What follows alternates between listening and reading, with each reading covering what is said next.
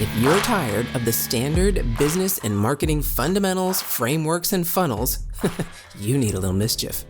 Get ready to turn up the volume on the CEO Mischief Maker podcast, where you access conversations with seasoned business owners who have smashed through mindset barriers, innovated the standard boring business and marketing playbooks, and executed future-paced strategies with bleeding-edge tools and tactics to micro-fail their way into massive success and growth. We are Mindset Impact Strategic Catalysts helping innovative entrepreneurs focus. We are CEO Mischief Makers. Ready to make a little mischief?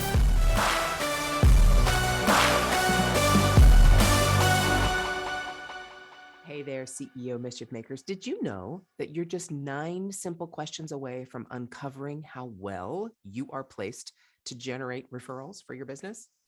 Yeah, really. You will discover your referral ninja level when you do what I advise next. So, you want to know what level you are, but we got to ask, will you be a ninja level? Will you be a beginner level? Will you be a master or something in between, right? The Referral Ninja Quiz is based on what you think about referrals. So the actions that you will be able to take after you take this quiz will help you determine what you need to do to generate referrals for the results that you want. Your level will be revealed, where you start on that roadmap will be specifically outlined, and then the road you need to take to become a Referral Ninja Master will be uncovered. You ready? Take the Referral Ninja Quiz at what else? referralquiz.com. Stacey Brown Randall just is joining us in these conversations. And if you're ready to at least find out where you fall in that space on being a referral ninja, take the quiz at referralquiz.com. referralquiz.com. Let me know how it goes. Share your results with me. I'd love to know. Hey, CEO Mischief Makers, welcome back to the conversation with the amazing, the incomparable. I'm just going to keep finding adjectives. Stacey Brown Randall. Stacey, yeah, let's dive. How you doing? Great. Awesome. Excited to continue the conversation. Absolutely. So we talked about mindset on Monday. And so go back and listen to that if you haven't yet, because there were some very specific points that we are going to now dive into in our conversation today when we talk about impact and specifically innovation. Because if you want to talk about innovation, this lady has done it. We're not talking innovations like the Elon Musks and the Steve Jobs of the world. We're talking about taking a standard thing that we've all used and probably people have used. I guarantee you people have used in time, all time gone by. I don't care how, 2,000 years ago, any bartering, anytime someone purchased or bartered something from someone else, there have been referrals. So let's talk about how Stacey has innovated that entire process. So start me on that path. When you started throwing spaghetti at the wall, like we talked about on Monday, how did you decide after that year? And you said that you went back and looked and you had 110, I think you said, referrals? 112. 112. Sorry, I dropped 2. So 112 referrals. And you went back and looked at that. How did you really create a pathway from starting out after that first year was already over? How did you start figuring out which things that you did actually got you what you wanted?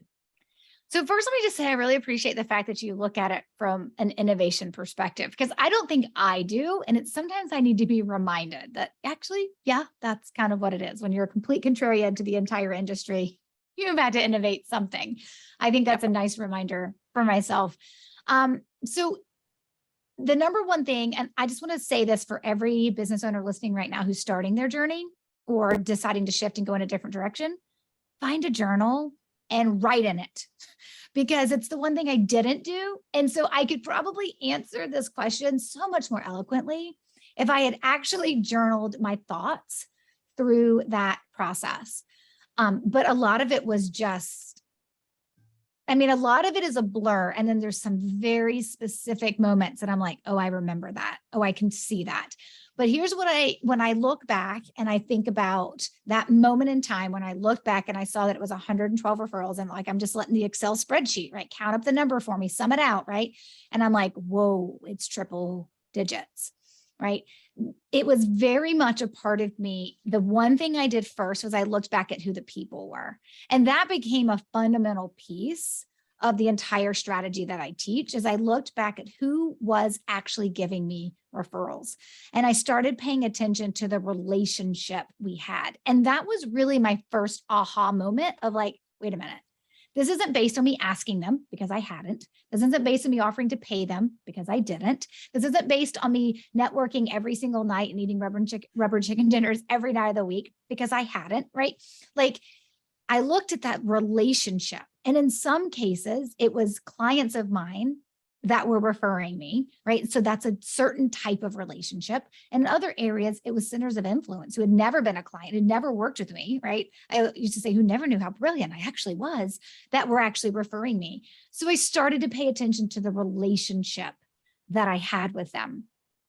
And then I started to like unpack for myself and reverse engineer what that had looked like. And I would remember things like, hey, when I got that first referral, I mean, clearly remember that very first referral that I received.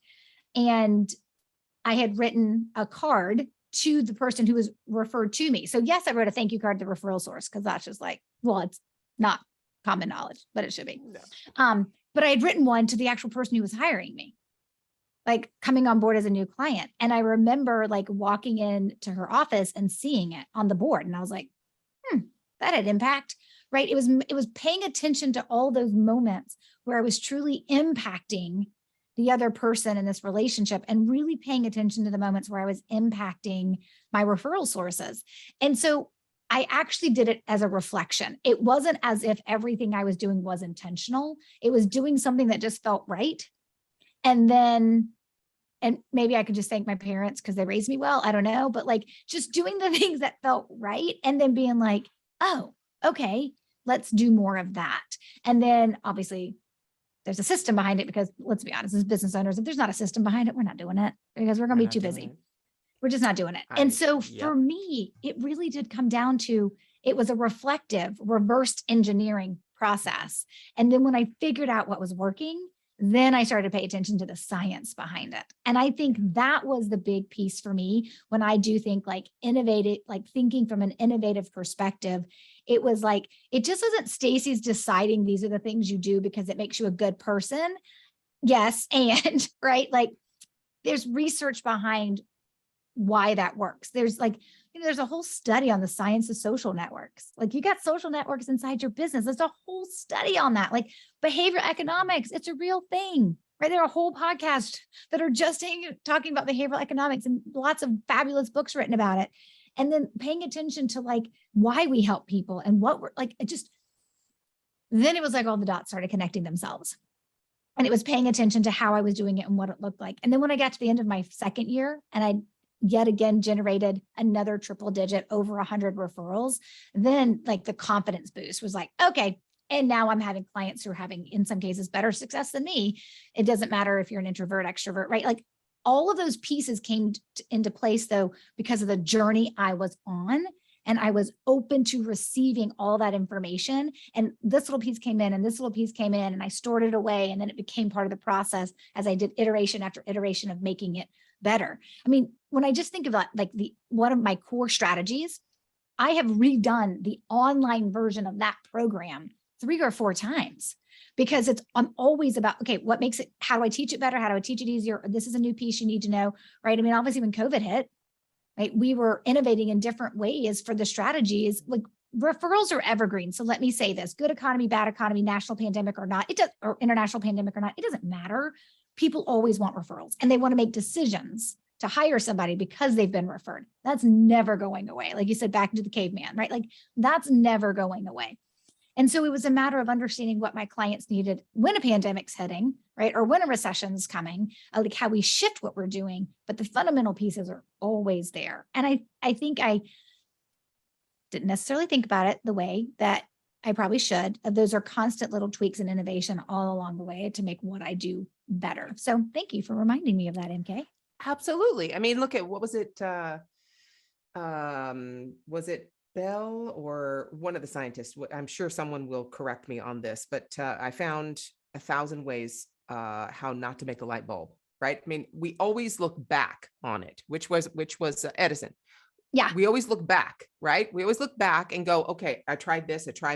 We can't look forward. Experimentation by definition can't look forward, because then we are creating the outcome we want, and it's all biased. If you're actually experimenting, you're actually trying to figure things out, you're actually trying to do something new, you need to try a bunch of things, then look at your success rate. I mean, it's just natural, of course. So being able to look at all the things that you did and put together, okay, yes, this, nah, that didn't work. Yeah, that, yep, that, oh my goodness, that was amazing, right? All that you put together. Now, you obviously needed to do it for yourself because you wanted your business to succeed. Who else, once you started having success with these things, and people came to you and asked you to actually teach them what you were doing, who did you attract? Who were you actually impacting?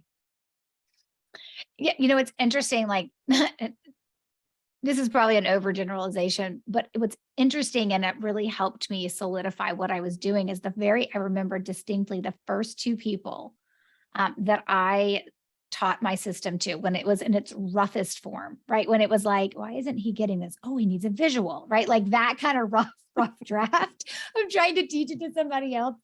Be the first of anybody's new business because you're going to get it dirt cheap because they're just going to be testing and figuring it out.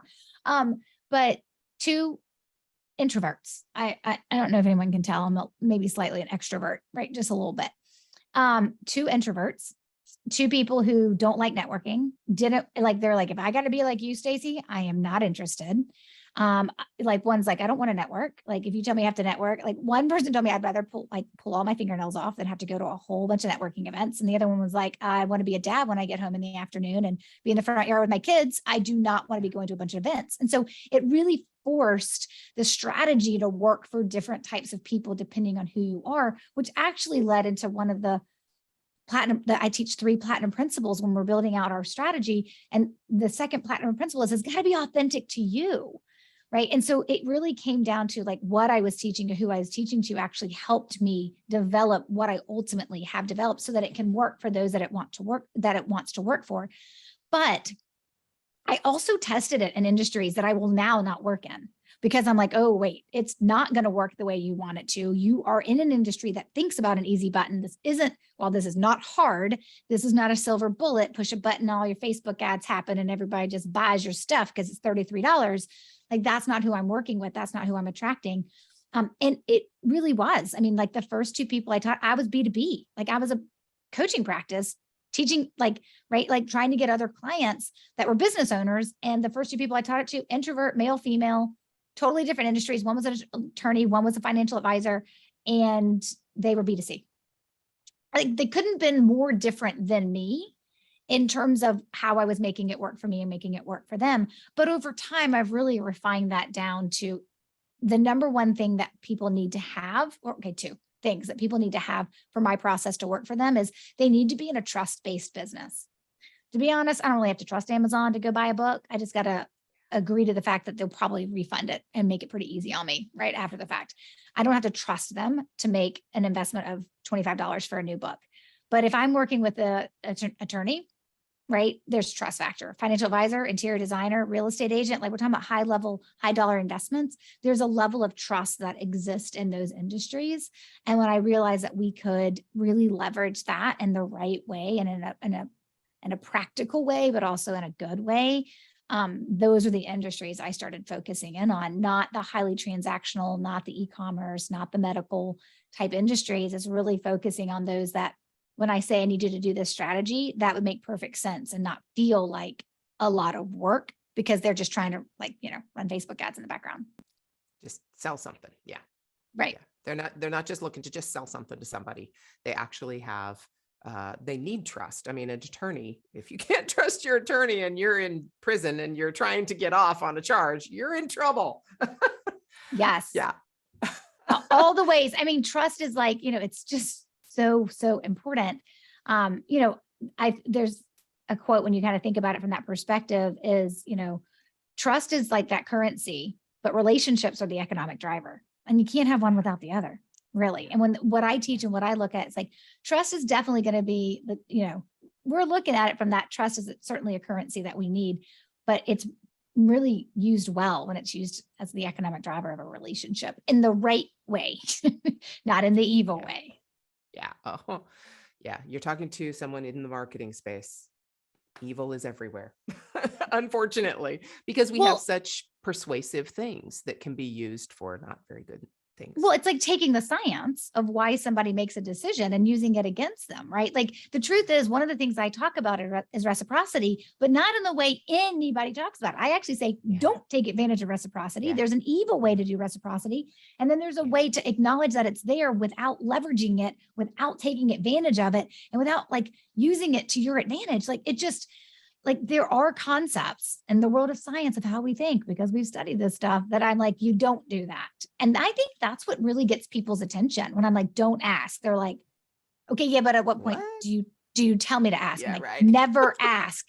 And they're like, okay, well, that sounds great. I'm like, there's other stuff you got to do instead of asking.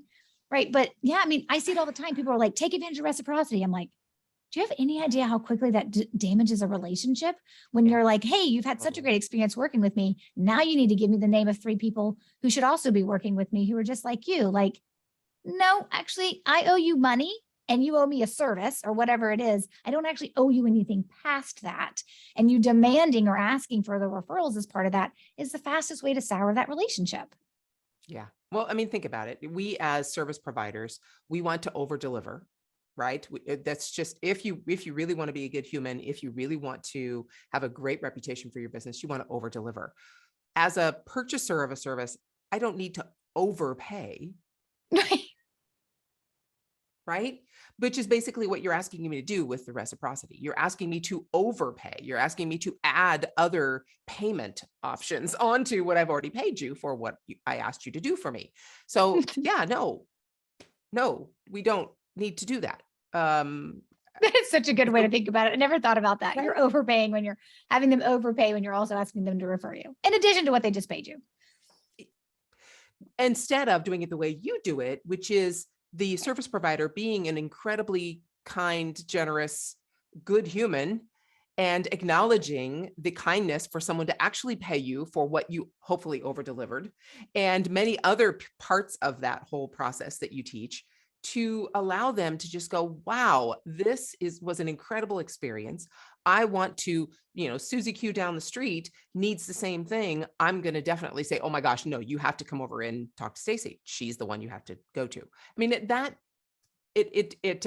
karma, it's all the things, what makes the world go round, all those wonderful things. There's a reason that it exists, and that I believe it. Definitely. And I know we'll talk more about this on Friday as we kind of get into like the nuts and bolts of like exactly how it works. But here's the thing I want people to recognize. And here's the thing, when I say this, most people are like, what? Oh my gosh, that makes so much sense, right? Like at first it sounds confusing, but you need 2 things for a referral to happen. And the 2 things you need for a referral to happen is desire and opportunity. And you actually only control one of them. You control desire, not opportunity. And by desire, I mean that I'm the person you would refer to when somebody needs referral help, not any of my competitors, right? That's the desire of that relationship, that you trust me. But what it fundamentally comes down to is that we actually have a relationship, right? Now, maybe, okay, in my own dreamland, maybe you would never forget that I am like a referrals person. And of course you would refer me. And if I never talked to you in 10 years, you'd still refer people to me if they needed a referral help. But a couple of years after buying my condo with my absolute favorite real estate agent of all times, after a couple of years, I couldn't remember her name. She was fabulous. I mean, I was like a 22-year-old buying my first condo. I probably had no business, right? But like, my parents were like, okay, we're going to help you out. And she was fabulous. She was like a mother to me, walking me through that really hard process. I can't tell you who she is today. Right. So it's the idea that when you're in a dime a dozen industry, you've got to have ways to stand out. And the best way to do that is by referrals, by having a group of folks, but you have a responsibility to that group of folks that are actually going to refer you. You don't control when they're going to come across the opportunity. You're going to control the desire that they have to pick you when there are thousands of others like you they could be picking. Okay, hold on. If your mindset was shifted, you were inspired to innovate, and you were spurred into action, don't just move on with your day. Focus, my friend, and take a few minutes to visit ceomischiefmaker.com to learn more about the value that was shared with you today. Please act now and create some CEO mischief of your own.